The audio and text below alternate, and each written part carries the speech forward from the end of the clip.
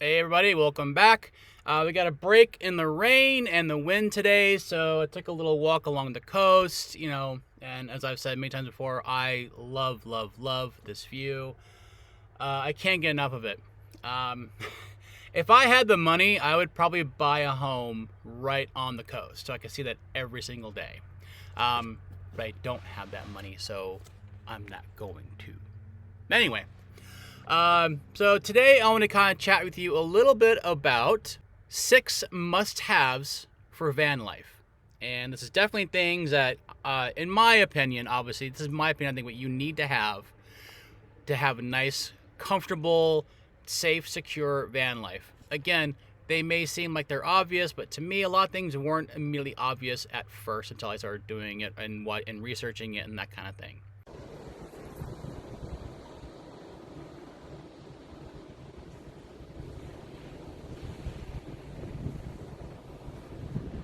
Without further ado, number one, a proper power source.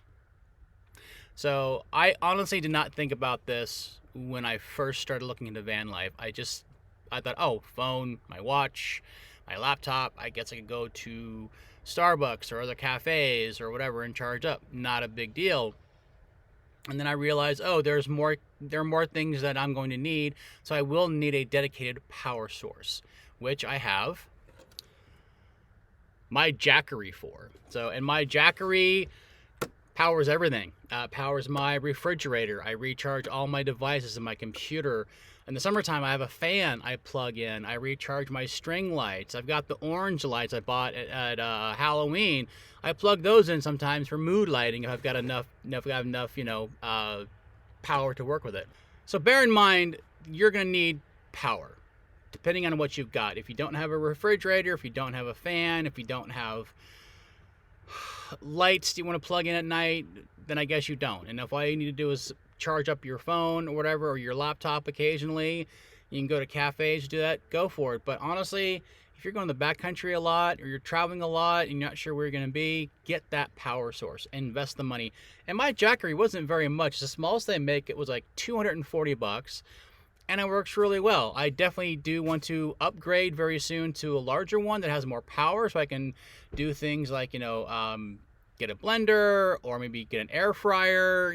Just do more in the van with the power that I've got. I don't have a whole lot right now, but definitely a power source. You definitely need that.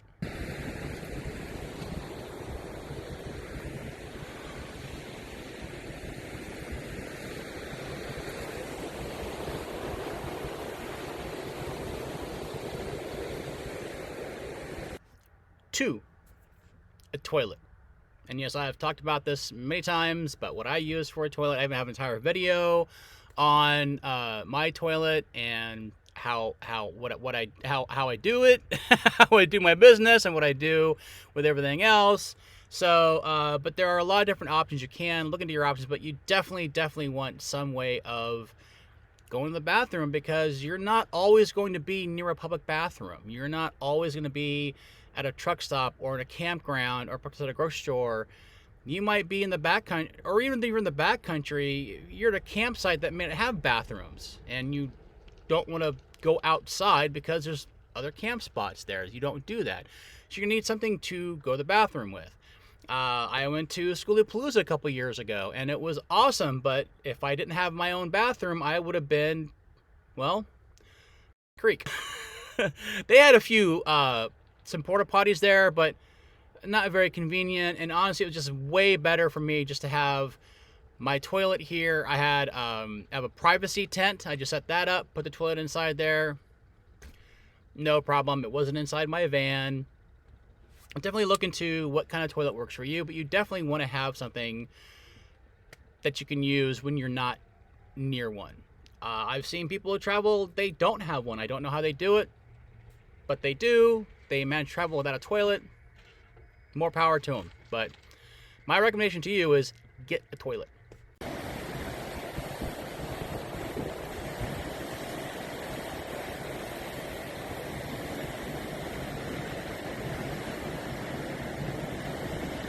Number 3, food storage.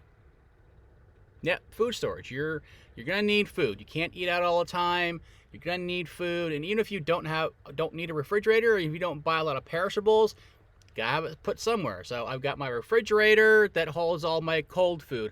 I have a drawer here that has all my dried goods, and another bucket up here that keeps things like other dried goods. A lot of times I put my fruits and put my bananas, apples up here because that puts them more in my direct line of sight. So I'm like, oh yeah, I've got those. I'm gonna eat them.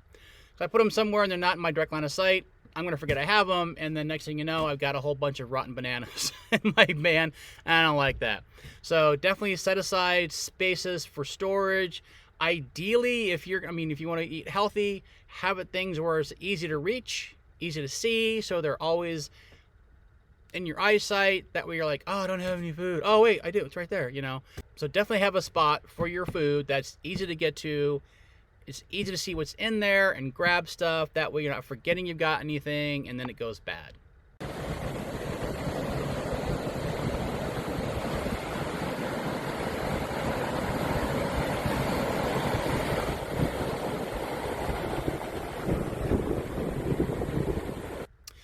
Number 4, levelers.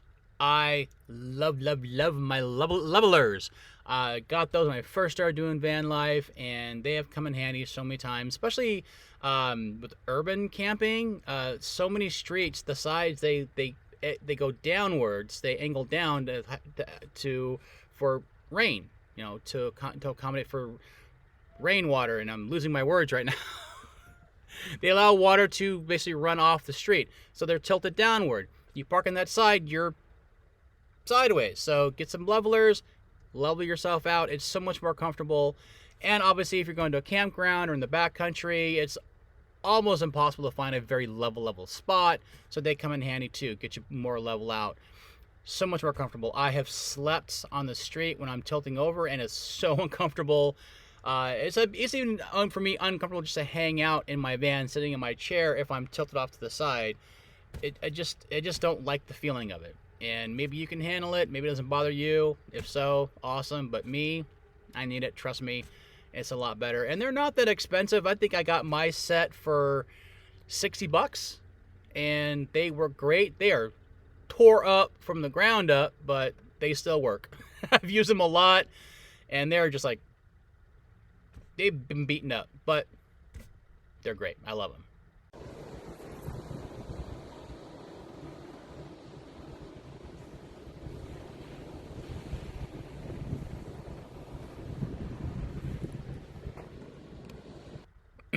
Number 5, and probably should put this as number 1, but a comfortable bed. A comfortable bed is so important. I feel like a lot of people underestimate the importance of a comfortable bed, but you spend literally a third of your life in bed. You should ideally be getting 8 hours of sleep, and that's a third of your day. So you want a good night's sleep, you want comfortable sleep, and you want that 8 hours so that you are refreshed and energized and can go on your day, and you can drive safely, you can go for hikes, whatever it is you want to do. Get that sleep, but make sure that bed is comfortable. So I'm gonna go, oh, I'll be fine with a twin bed. I can just curl up, but that may not be the best one for you. I have a full-size mattress. I'm a big guy. It's a little big. Lengthwise, it's a touch small because my feet kind of hang over the edge, but that doesn't really bother me much. Widthwise, it's a little too wide. I could probably have it narrower to give some more storage space along the side. But honestly, right now, it's been so comfortable. And I got the 2-inch memory foam mattress topper. That was a game changer for me right there. That made my bed so much more comfortable. Maybe too comfortable. Sometimes in the mornings, I don't want to get out of bed. I'm just all comfy and snuggle, and it's just like all cushiony, and it feels great. But definitely figure out how much room you need to comfortably sleep. One way I saw one guy who was showing how he did his van build, and he took cushions, and he kind of measured out different dimensions of a bed that he would use in his van, and he put the cushions on his bed, basically carving out a spot of those dimensions, and he slept just in that small space to see if it would be comfortable for him. And then he realized, okay, one was too small, and he had to change everything around. But if that's definitely a good idea. If you have a queen size bed, and you don't get a van that'll accommodate a queen size mattress, and especially if you're by yourself, you don't need a queen size mattress. But do that. Kind of like, how tall are you when you lie down? How wide are you? How much width do you need to be comfortable? Kind of figure that out and do that kind of thing. Get your bed, put the cushions out there, lie down, spend the night lying in there. If you roll around a lot like I do, see if you can roll around in that small space. See what works for you. And then when you realize what works, then you can plan that out, plan your build around that, so you have more space, more room to move around, and you've got a bed that's the right size for you. A lot of people will be like, well, I'm going to make a small bed, I have a lot of room elsewhere, and the bed's just not comfortable, and they're miserable, and when you do an entire build, it's very, very difficult to change all that around.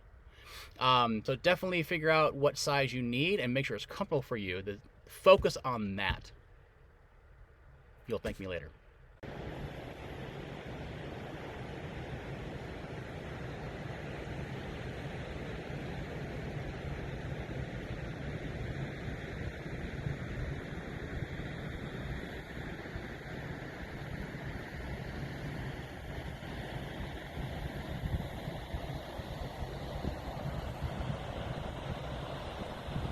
And 6, AAA. Get AAA. They are so awesome.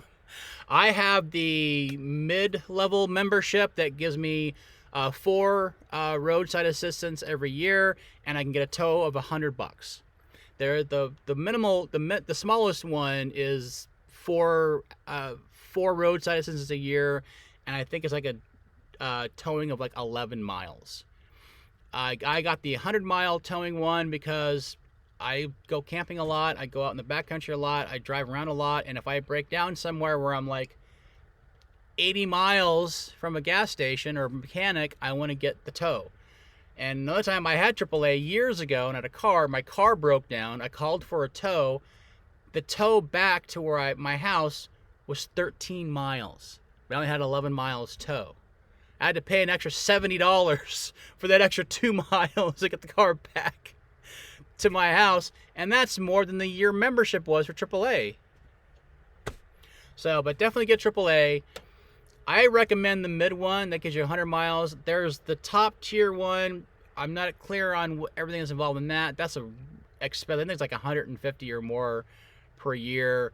I didn't need that one. I would want the mid one, but I think for most van lifers, that middle one, that 100-mile tow, that'd work out best for pretty much any van lifer, depending on how far you drive, where you go, that kind of thing. So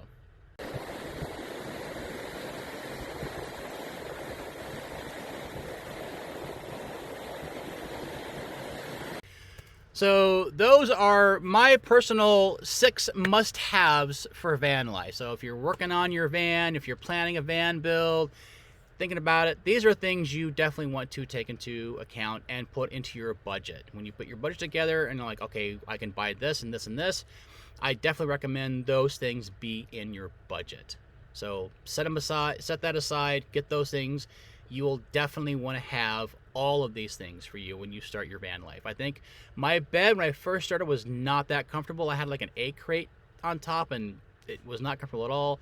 When I got that memory foam match topper, changed everything. I didn't have AAA in the beginning. I had car insurance and I got their roadside assistance. That was crap.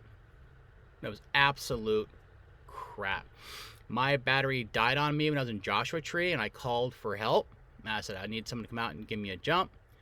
And an hour later, never heard from anyone. I tried calling back, didn't get anyone. 3 hours later, I called again, didn't get anyone. Fortunately, someone drove by and gave me a jump, which is great. The next day, over 24 hours later, I got a call. Do you still need help? No, I don't. I got taken care of, but thanks for not being there. And then another time I need a tow, and I have a whole video on that. If I can, I'll put a link to it up here in one of the corners. I needed a tow, and they just totally screwed me over on that one. It was one of the biggest pains in the butt I ever went through. And then I got AAA, and I haven't had AAA tow me anywhere yet. But I'm telling you, it's, yeah. My battery has kind of been shot lately, so they've come out and given me a jump a few times. Thanksgiving, at the whole video on Thanksgiving, what happened there, the guy came out, took care of it. They are awesome. The people who work for AAA are, in my experience, have always been amazing, very knowledgeable, and very friendly. So definitely AAA is important, and I'm so glad I have it. It's worth the investment as far as I'm concerned. So yeah, definitely get all those things. So thanks so much. Thanks for watching. Thank you so much for subscribing. I really appreciate it. If you haven't subscribed yet, hit that subscribe button, hit that like button, or the dislike button. If you don't like what I do, hit that dislike button too. Just, yeah. And you have questions, comments, leave them down below. I love hearing from you guys. I love answering questions. I love seeing, I guess, people telling me like, I'm doing a build, or I'm doing this, or I do van life and I do this. I'm like, awesome. And they say, thank you for this input. I'm like, you're very welcome. I'm happy to do it. And I'm happy to hear from people who are doing different things and where they're at. So leave a comment. Let's chat. You know, I'd love to hear from you guys. Also, if you want to help me out, you can also become a Patreon member for as little as $4 a month or $8 a month. There's 2 different tiers. Right now, everyone gets early access to videos and occasionally exclusive content. I will probably be changing up the $8 tier. Probably starting next year, there'll be a few extra things I offer for the $8 tier that I don't offer the $4 tier, just simply because they're paying a little more. I'm going to get a little extra, make it worth your monthly investment in helping me out. So, all right, thank you so much, you guys. I appreciate everything. Have a great one.